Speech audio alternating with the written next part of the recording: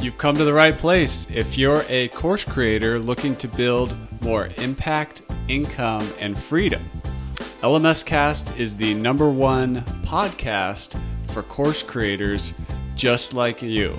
I'm your guide, Chris Badgett. I'm the co-founder of the most powerful tool for building, selling, and protecting engaging online courses called LifterLMS. Enjoy the show. Hello and welcome back to another episode of LMScast. My name is Chris Badgett and I'm joined by a special guest, Jason Hsiao from Animoto. Animoto.com is where that's at, and that's a tool for making videos for social media that tell a story. And I first heard about Animoto, I think it was so long ago, but it was at the time I actually got into marketing in a really weird way because I'm an outdoor guy. I lived on a glacier in Alaska for a long time running sled dogs, and I'm just an outdoor guy without electricity and stuff like that. I used to have to take a helicopter to work. I saved a bunch of money doing that because there's nowhere to spend it on a glacier, and I invested in some real estate. I bought some land in Alaska. I built a cabin on that, had a hand pump well. That's where my wife and I met, whatever. It's a long story, but in that time, ultimately I decided to sell some of the land I bought in Alaska. I went to YouTube. I put together a website. Somebody helped me put together a website, and I made a marketing video, and I sold that piece of land for double what I got it for in the real estate recession. And a lot of that I credit to video marketing. And then at that time, and then I started getting into real estate a little bit, and I started doing video marketing with real estate. And that's how I first came across Animoto. And what I loved about it was how you could, I had a video camera. I was always that guy carrying the video camera around with all my friends and everything. Yeah. But you could work with still images and still make good videos efficiently and stuff like that. So I saw you in the early days, but that's how I first heard about it. Jason, thanks for coming on the show. Thanks, Chris, and thanks for that intro. And do we even need to say more? I mean, since video just doubled your sales projection, I guess we can just be done. But that's an awesome story. And we've certainly kind of been on quite a journey over we've been around for 10 years now. So I don't know when exactly you found us, but we've certainly been on a journey. It was really early days, and I think what made it really interesting was just the ability you're kind of democratizing video in a way, especially for telling a story and sales and social media. Yeah. But I mean, I was a video geek. I would consider myself on a scale of 1 to 10, I'd put myself at a 5. I can edit videos and stuff like that. But I know a lot of the world is not a 5. They're definitely not a 10. Yep. They don't have a $5,000 computer with Final Cut Pro and all this stuff, but they do know how to take pictures. Yep. And sometimes that's all you need. Can you talk about the origin of working with just pictures? Yeah, well, actually that's where we started. In fact, the name Animoto is some kind of combination of animated photos, right? But that's kind of, a bunch of us who started, several of us who started Animoto, we actually used to work in TV and film. And this was, 10, 15 years ago. And so you were level 10. Well, I was working with a lot of level 10 people, for MTV, Comedy Central. And we just saw how fast everything was changing. And, from internet to cloud computing to this is before the iPhone, right? So these things getting smaller and smaller. And it just seemed inevitable that they would have internet connection and maybe even a camera one day. So we just needed to be a part of all this. And, fast forward today, video literally is everywhere. And so I think, what we hear the most is a lot of these folks, saying, I see videos everywhere. I kind of know I need to be doing video to, promote myself. It's all over social media, but I have no idea, where to get started. So our sweet spot is really for those folks who literally have zero experience with video and just need kind of a super simple way to get to produce, great looking stuff that'll, stand out on social media. But even as someone, for me who has a ton of experience with video, there are still a whole bunch of reasons why I use Animoto a lot versus, a heavy editor like, Final Cut Pro, Premiere, because sometimes you just need to, do something quick. And we've built into Animoto so much stuff that just makes it so painless, like just dealing with like syncing with, music and providing just all sorts of great fonts and colors and animations, just all built into stuff to help your kind of video stand out. So I actually use Animoto a ton, even though I'm kind of an experienced, video person, because it's just quick and easy and it looks great. So. And that's what I did for a while. I took a brief detour through real estate sales, and I was always amazed at how under optimized a lot of real estate listings are. You could have up to like 25 photos. Sometimes people had none or just 5, and they weren't that good. And then like to just take a little extra time, throw all those still images together and pop it on YouTube and optimize it. Like I started selling property as a inexperienced realtor and getting all these leads just by doing some really basic video marketing.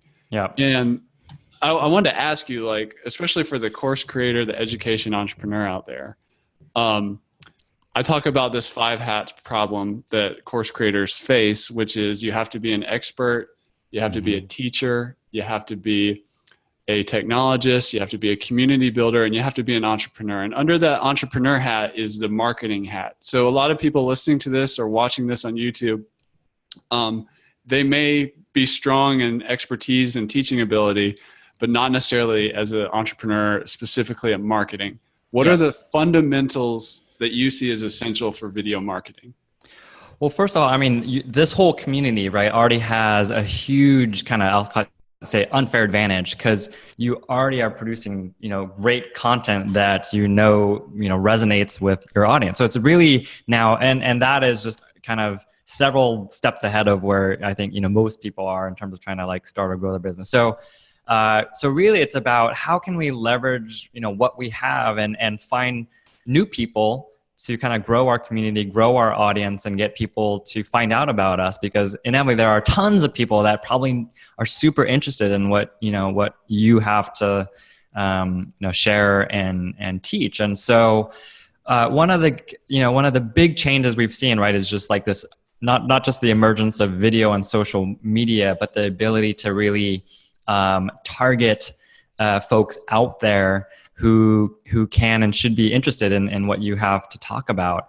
And so, really the power of using, so first of all, video, I mean, I'm sure, a lot of this audience already understands the power of video, right? It's visually interesting. It makes things human, relatable. That's why, using video when we're trying to teach, like, is so effective. But it's the reason we see video everywhere, right, is just because, and there's so many stats and studies now about when you include video, it's like 2x, 3x this and engagement and likes and share. But it's because that, video is the most compelling and effective way to communicate what's important. And it's increasingly how people prefer to consume to get their information and to get their message and to get their content. So we as businesses, as entrepreneurs, as communicators, we need to make sure we're learning to communicate in the way that people out there want their information, and increasingly that's video, right? So that's video, and that's why we see video everywhere, because that's what people want.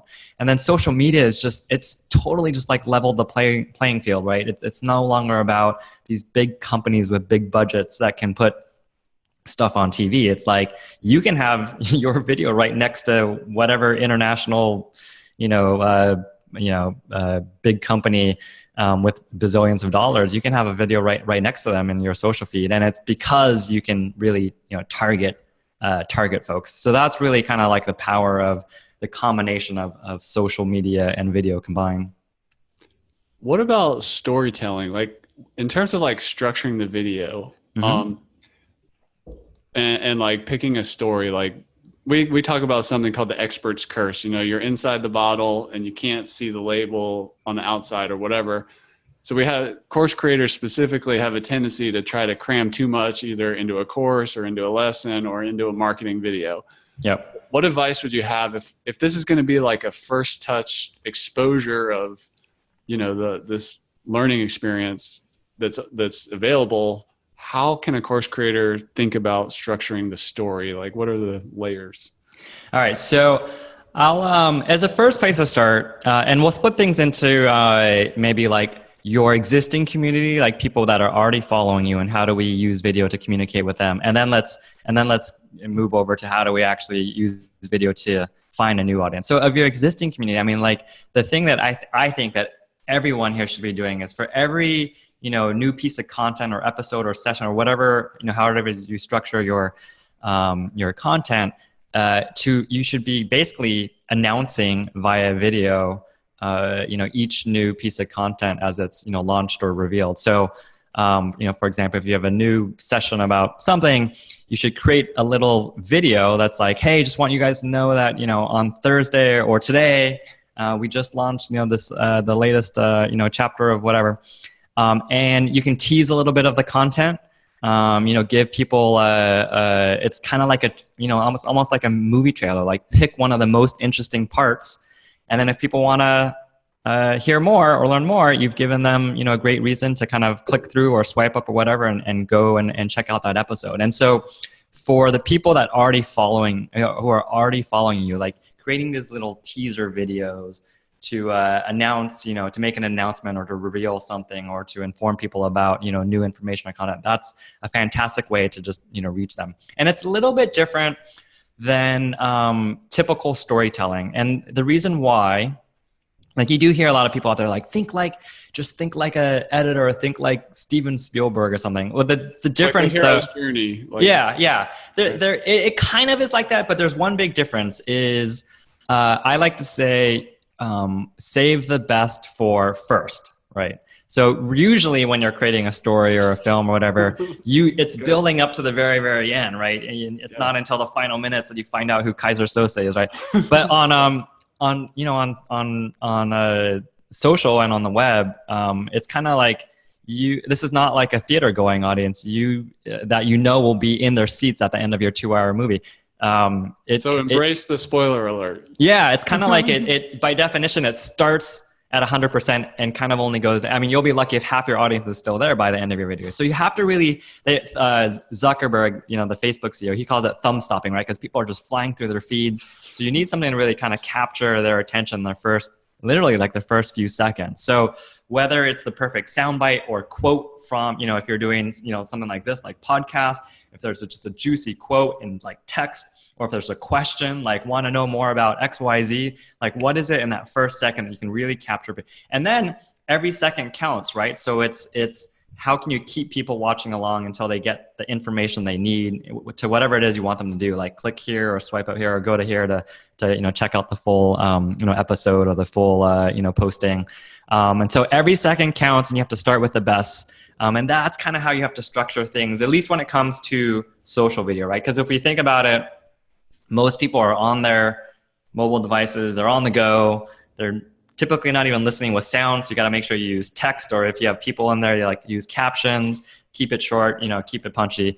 So it's a bit different from traditional storytelling. But once they get to your content, once they get to your information, they've already shown that interest. So you can take with your own content that you're sharing and learning, you can take your time a bit and draw people along. But for social media, it's a little bit different. It's almost like backwards a little bit. Whoops, I just almost knocked over my microphone. It's almost a little bit backwards. You got to like start with the best and then lead them along. So that's a really good insight. And I was actually just observing myself yesterday. I was watching an ad in front of a YouTube video. Mm-hmm. And I always look at what are people doing in those first 5 seconds before you can press the skip ad button. Yeah. And it's amazing like what you can actually get done in 5 seconds. Yeah. Or even, think about how fast you're kind of scrolling through your feed. 5 seconds is actually a long time. If you're watching something for 5 seconds, that means you're kind of already, hooked into it for a bit. So it's literally almost like a second. And it's really kind of comes down to like anything with a little bit of movement works. That's why video is just because video is something moving or visual. Certainly and certainly anything with a human in it is great, because in this world of just like over information and misinformation, there's nothing more genuine than like seeing the actual person, and people will always stop to like to look at or listen to the real person behind stuff. So that's fantastic. But if you're shy of being in front of the camera, you can just use a big text on your screen with a big quote or a juicy and interesting question, or it could be like a collage of photos, just whatever it is you think are going to draw people in, and then give them the information they need. And it's a teaser, right? You're not unloading everything on them right there, because again, they're on the go, but it's enough to kind of give them what they need so that when they, get home or, sit down and they want to, kind of consume everything that you have to teach them, they know exactly, when and where it's available. So that was awesome. You mentioned in our pre-chat about how to treat social platforms differently. And that's really interesting. And my generic advice to people, especially if they're kind of new to social marketing, is like, you got to just pick one and figure that channel out before you go everywhere. But so for some people that's YouTube, for some people that's Facebook, for some people that's Instagram, for some people it's LinkedIn, and then there's Twitter. I don't know if I'm missing one of the major ones or not. But how is video different for these platforms, from video marketing for a course creator? Those are probably some of the main ones. So I'll say, in terms of your actual content that you are using to teach folks, unless that's kind of like on your if you keep that on your site, or if it's kind of locked behind some kind of either paywall or or email, or YouTube is a fantastic place, because YouTube it's not even really like a social media platform in the sense that people are there to like socialize with their friends. It's actually kind of like a search engine for content. Like, people are there to learn, right? So people are actively sitting there, they're saying, how to, do this, or I want to learn about this. And so they're already engaged. This is actually different from like what I was saying, like on the go, on mobile, with short attention spans. If they're on YouTube, they're kind of already invested in taking the time to learn something. They will watch however long they need to really learn. They're listening, with audio. So they're already engaged. So that's for your content, that your video content that you're using to share. I absolutely think that, unless it's on your site, YouTube is a fantastic place to get discovered. But that's a little bit of hoping that people kind of like are either searching for your information or your topic, or know you, or so you kind of just hope, if you put it on YouTube, you're kind of hoping people discover you. The beauty of the rest, and I'll just kind of skip to the punchline, which is, if you're going to start somewhere, start with Facebook, because Facebook is by far the biggest by the numbers and offers the most advanced tools in terms of allowing you to target a specific audience that should be interested in your content. So the difference of using Facebook is if we're trying to figure out how to grow our audience or grow our community or reach people who've never heard of us before, we use Facebook, and you can create a short video, a little teaser of something to get them, if they know nothing about you, what is it about you, or what is it about some of your content that should get people interested. When you go on Facebook, you can target all sorts of things, from like location, demographic information, interest, right? So you can get very, very specific with what people are interested in. And so when you spend a bit of your marketing dollars, and you don't need to spend that much, you can start with like $20. You know that the people that are seeing your video should be exactly who are actually interested in what it is that you have to talk about. So that's the power of using something like Facebook. And Facebook, owns Instagram, so you can also experiment with Instagram. But I'd say if you're going to start one place, start on Facebook, and that's a great way to reach people that aren't yet familiar with you, and to kind of draw them into your world. So just to clarify, if somebody's not that familiar with sales or marketing, there's a concept of AIDA: awareness, interest, decision, action. And some people describe that in terms of a funnel. Where top of the funnel is like you're trying to get awareness of your course or your membership site out there.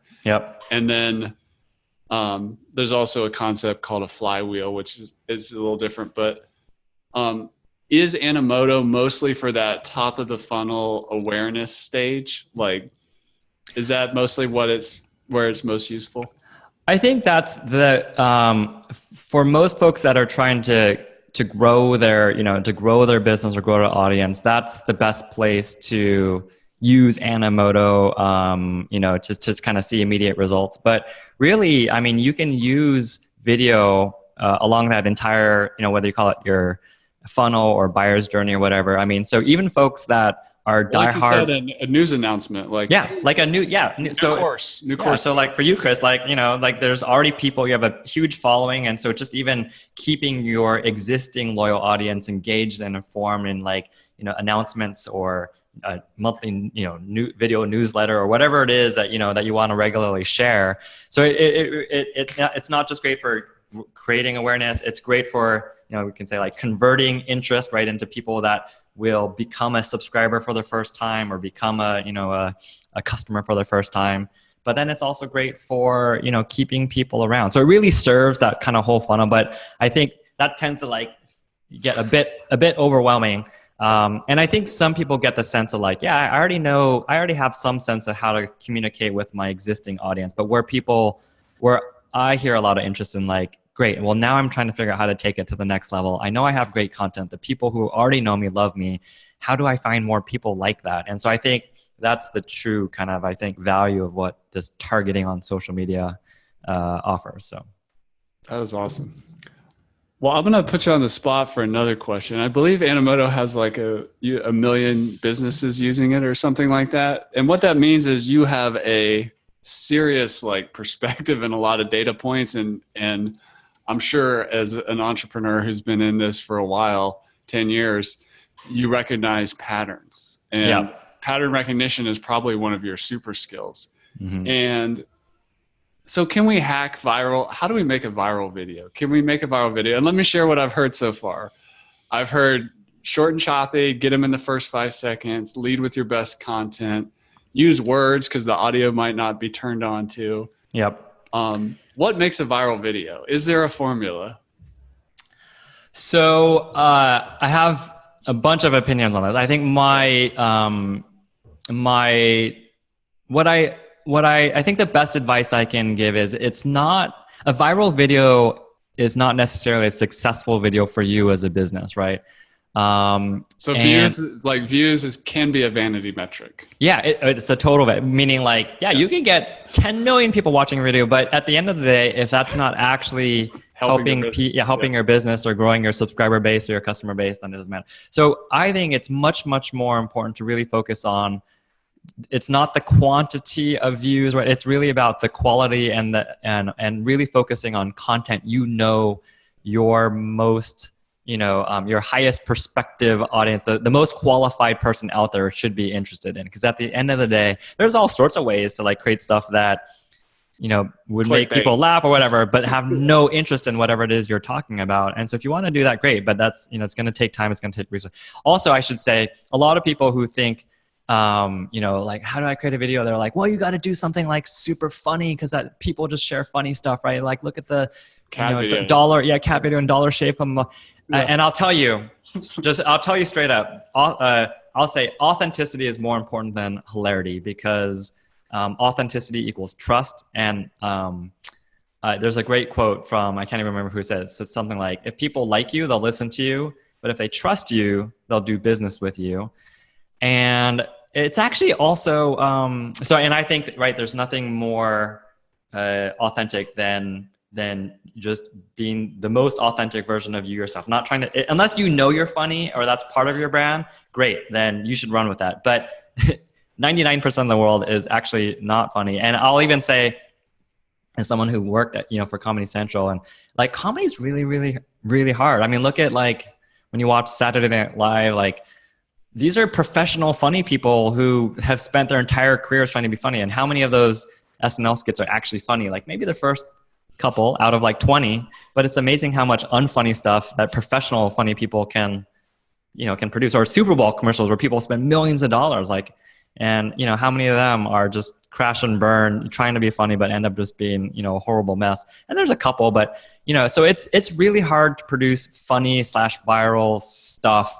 And it's really something that most bigger companies or companies that have incredibly, I'll say boring or generic type stuff have to rely on kind of gimmicky viral videos to get attention. So Dollar Shave Club is a great example. They sell razor blades. Like, who's going to be interested in razor blades? So they had to kind of rely on something kind of a bit, humorous to get even people to pay attention for more than 2 seconds of video. So I just kind of say, don't think that a successful video means a viral video. I think I would say far better to have 5 videos over the course of the month that really, really resonate with your core audience or the core kind of demographic that you're targeting, instead of like, some some bizarre, weird, crazy video that had nothing to do with you. So I think, so don't be, views are a bit of a, I mean, views are an indicator of, if people are watching stuff, but that's not the ultimate kind of goal, I think, of videos. It's really just,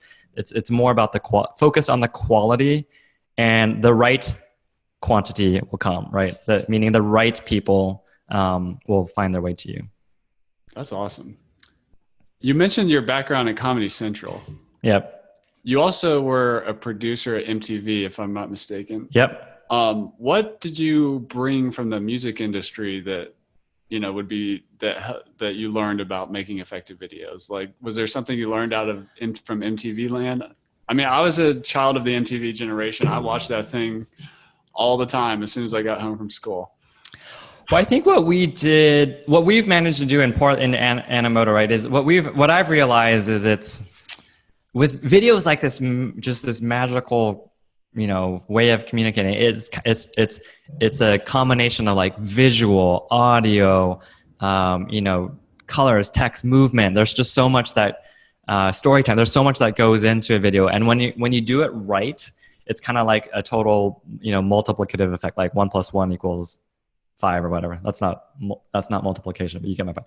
So what we wanted to do with Animoto is take a lot of the kind of the challenge of creating that magic, and just make it just kind of drag and drop simple. So something cool what we did with Animoto is we have this whole collection of what we call these kind of starter templates that we call storyboards. And we've been able to pour all our, 20 plus years of experience with, in the TV and film industry and with Animoto, and all the videos we've seen and studied, into structuring, like these storyboards that we see are successful on social media. And so all you have to do is open one of these if you think it seems interesting, and just drag and drop and replace your content. You can change the fonts and colors to match your brand. You can,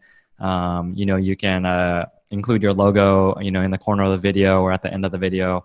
And we have a whole library of music that we, did all the work to find and, and commercially license for you. So you don't even have to worry about any of that. And I just want to highlight that point. I see a lot of course creators get hung up on commercial reuse of images, video, and audio. Yeah. So do they not have to worry about it? They're going to make money with this video on social media because some of those people buy their course. Just wanted it. Yeah, totally. We just wanted to make it brain dead simple, right? So we actually have not only a ton of music, it's real music, right? It's not like crappy, elevator music. Because I, as someone who came from MTV, I cared about real quality music.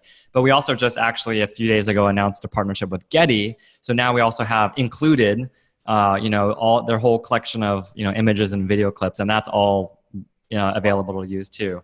So we're just trying to make it super simple. You can just drag and drop all and put together all these pieces. And then we do kind of all the magic behind the scenes of all the stuff that really makes it special, like making sure that's, cuts are synced to the music and that the levels are right. And that we, professionally animated stuff, whether it's your logo or the text you're using, that it's animated on the screen in a really interesting way, or the colors are right.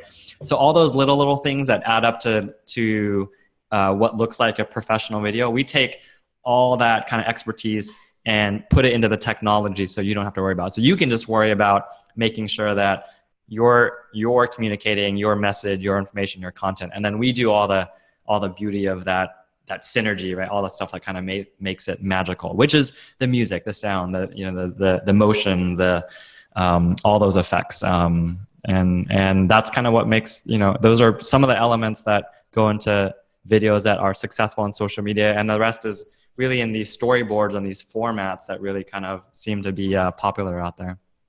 That is amazing.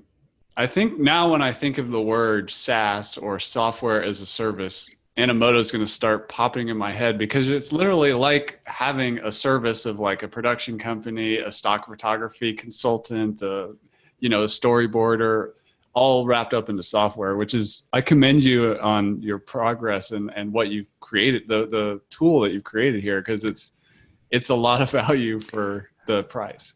Yeah, we actually took a lot of inspiration from what happened with websites, right? With all these like, website builders over the past 10 years where they just literally, 10 years ago was like, you either had to know HTML, editors and stuff like that, or or pay you had, yeah, $10,000. totally. Right. Yeah. And today it's kind of like, if you don't have a website, you're not really a business. And by the way, anyone can make a professional looking website. You don't need to go spend $10,000. And we think that same thing's happening with video. And so we love that idea of, with all these different, website tools, that just like kind of a building block paradigm where it's like drag and drop, and it's kind of like a toy, right? There's like no way to actually create a failed website there. And with Animoto, there's no way to create a failed video. You're moving these blocks around. You can insert a video block or a text block or a photo collage block. You can insert a logo block. You move them around. And so not only is it kind of like a toy in that there's no way to create a failed video, and I might even say, dare I say, it's actually kind of like fun, because like you see the video come to life right away, and you press preview and the videos just comes to life right there. So it's actually fun. And I can use my own video clips and images too. Absolutely, yeah. So when you were talking earlier about when we started with photos and music, it's because we thought, well, that's what everyone had at the time when these phones were just kind of in the pre-iPhone days, is people could take photos. And so we're like, well, let's start there. And then by the way, and let's not mention anything about editing, because that freaks people out. It's just like drag and drop your photos and your music and we'll create a great video. Fast forward today, people not only have photos, they have video clips, but we treat it the same. It's just like, building blocks. There's no timelines or timeline editors or stuff like that. So you can insert a video clip. So it could be all photos, it could be all video clips, it could be a combination of text, video clips, and photos. And everyone has, something that already works for them, like photos that are already on your website, or, on your course creators have a leg up, like you were saying. They're not new to content creation. They have less in video. They got video for days. Yeah. So they got also, you could do a little highlight reel of some of your best, choice moments on your, with all your various content. You can take some of your great, photos or quotes or testimonials that you already have. In fact, with video, you don't even need any photos or video clips. I've seen great videos that are just straight up like quotes, like testimonials. Like, here's 5 testimonials from some folks, some of the raving fans of my community or whatever. So yeah, so it's this notion of video. I think some people get hung up because they're like, I need to go hire a expensive production crew to come shoot stuff. No, you can start with whatever you have. You don't even need you can use photos. You don't even need photos. It can be text. It's really about anything that's moving, because that's really what grabs people's attention these days. So I'm not a big fan of the word hack, but I heard you say what I would consider a hack. So I just want to share it. You just kind of went over it really fast, which was you designed the tool to protect, so that users would be protected from themselves. Like there's like a guardrail on it, so you can't make a bad video. Yeah. And as a course creator, I think that's also just as an instructional designer, when you design a program, helping protect users from themselves so that they can get good quality results through a system, I think is really a cool concept. Yeah, I'm sure that goes into why you have so many users. I love that. I love that idea. That I just this idea of like as simple and fun as a toy, right? Where you cannot break, if it's designer, you can't break it, and it can actually be fun. And so that means that anyone from a 5-year-old, so it doesn't matter your age or experience, right? You can actually use it. So that's, not just with software, but with anything. If you can kind of structure your world like that, and provide the right guide rails. And you need the balance, right? Because people still need enough flexibility. Like, for example, in our world, we could create, there's also, we could create templates that are super rigid, but people need to be able to kind of, they might have more or less than, what you need to kind of put into that template. They and us as businesses, right? We also care about making sure stuff is on brand. So we care about the colors and the fonts and making sure our logo is, in the right place in all the videos. And so it's that balance of, creating the right guardrails, but giving people just enough flexibility that they can make it their own. And if they feel like they've made it their own, then they love it. But you have to give just enough flexibility that they can make it their own. That is awesome. Well, as a product creator myself, software creator, I really appreciate that, and you've given me a strong example to really look at here, because that is a hard balance to achieve: flexibility and just protecting it from too much. Yep. Um, you mentioned trust and authenticity, and one of the hangups that course creators get, especially in their marketing videos, not so much in their lesson videos, although some do, is they get this thing of perfection. It has to be perfect. Lighting has to be perfect. I have to be perfect, whatever. My words have to be perfect. I need a script to be perfect. But in my experience, and I'm talking about software, not courses, but when I ask people, why did they choose LifterLMS, the answer I get, I'm not always happy with, because they say, I do a ton of videos. So like, well, you seem like a authentic guy. You're the same in every video. I trust you. And I just wanted to work. Basically, the community and the trust is why we bought your product. What I want to hear is like, oh, the product's amazing. The features are awesome. That's why I bought your product, which we hear that some, but the overwhelming majority has to do with like the authenticity of the brand, the approachability of the company, the engagement on social media. Yep. And it's just interesting. So I was wondering if you could speak some more on how to do marketing videos with a keen eye on just being yourself. Yeah, no, that's. I mean, I'm still going through this kind of growth myself, and this even personal journey of getting comfortable with embracing all my imperfections, of which I have 1,000. But as someone that came from TV, when I first started doing trying to put myself on camera and stuff, like I was, I would like prepare for days, get stuff, and I have stuff like on a teleprompter, basically like have it like on a screen in front of me, and I'm like just making, and we do take over take, and just making sure that I like, but you can actually tell that it comes, you can tell scripted. When, it sounds scripted, it looks scripted. You can actually see, even if they're looking right at the camera, you can actually see if they're reading, and you can just tell that it comes across, fake or inauthentic, whatever. And I've learned, especially with social media, because see, the difference, right, is that video, as we're talking about it, right, it's like a form of communication. So it's not. I think the wrong way to think about video marketing is like it's this, one-off item on your marketing to-do checklist, right? Oh, I have a video on my homepage. I'm done. No, it's a form of communication, right? So the beauty of that is that you should be regularly doing video, and it's not about this one perfect video, that's going to be your first and final video. So it's a form of communication, and people, like I said, like everything that you said, people want the raw, authentic version of you and your brand, and there's nothing more authentic. I think that video is the most compelling way to really kind of convey that most authentic version, of you, because you can capture you. And I think it's really just speaking from the heart, speaking, just being genuine to you, being true to you. And it's almost just like having a real conversation with someone who's in the room with you, right? And if they feel like they are talking to you and having a real conversation with you, they'll trust you, they'll love you. So it doesn't need to be perfect. Embrace your imperfections. People love that. That's what makes us all human. Even I've had stuff where I had like a big piece of spinach in my teeth for the entire video. I'm like, how come no one told me? They're like, no, people are gonna love it, trust me. And sure enough, they're like, we love you for your spinach in your teeth. I'm like, all right.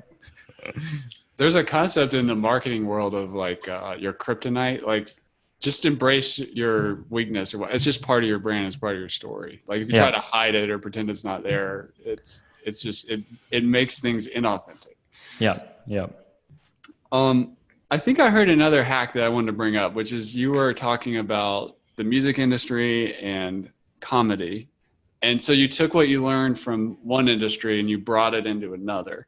Mm-hmm. And I see something on your website that as a software company, I wanted to see if you could describe in a general way to help add value to the course creation community. And what it is you have really clear, well thought out, well done segmentation on your website. So you have the first 3 items on your menu are business, photography, and family. Mm-hmm.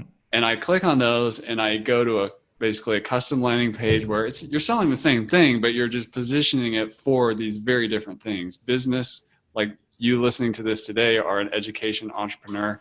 So you're probably really focused on the business part, but you also have photography and family. Yep. Same thing happens in the course creation world where we think we may know who our customer is, but then especially over time, we find out, oh, I have these like 3 different types of customers who can benefit from this course, and they're very different. Yeah. I should market to them differently. Yeah. Can you talk about your segmentation, how it evolved, and any just general tips? And Yeah, no, absolutely, absolutely. So, like when we started Animoto, and this is probably not unlike a lot of, entrepreneurs and business owners, like we were very much in love with the technology and the product. Like we're like total technology nerds, and we had patents and all this kind of stuff. Half the stuff we built, it turned out people didn't actually care about. So that was kind of one interesting challenge. But as we kind of, learned to be more customer focused, the other thing we kind of realized, right, is I'd actually say in the beginning we had a bunch of faux success because it was like, oh my gosh, it was like a little bit of everyone was using us, right? We had realtors, teachers, photographers, non-profits, culinary, schools, and we're like, this is great. But it just felt like we were being pulled in 10,000 different directions, and we really needed to start to get focused. So part of what you're seeing now is our ability to say, well, maybe what we've built is useful for a lot of people, but people, when they come to your site and they're trying to learn more, they really need to understand in their language, in their world, in their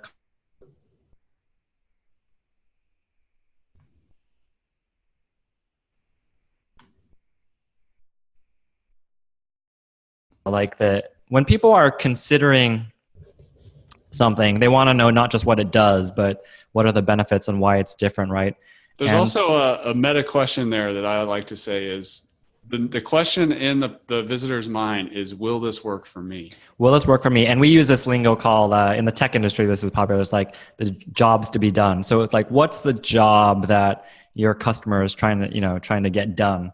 And as we realized, like it's hard to really explain that in a generic way when you have all these different type of customers. So we realize businesses have a very specific job they're trying to get done, and that's different from photographers who are trying to sell their photography and their videos to their clients, which is different from families, which are often about trying to capture memories and share memories, right? And so, maybe the features and moving, blocks around is similar, but the way that you really convince them that this is beneficial and valuable to them, you need to like really put yourself in their shoes and speak their language and understand their world and their context and their challenges and their pains and what they're trying to get done. And once we started doing that, it just, even like the type of the example video, for us, the examples that we show, in our head, it might make sense like, oh yeah, we'll just show this video and any type of business should understand like they could make this their own. But it's actually not that easy for a lot of folks. Like, families need to see examples of other families. Businesses need to see examples of other businesses. So it was just like about a wedding video is not necessarily relevant to a business trying. Yeah, even though underneath the hood, right, it's about transitioning from image to image and maybe including some text. So technically and functionally or feature-wise, it's the same thing.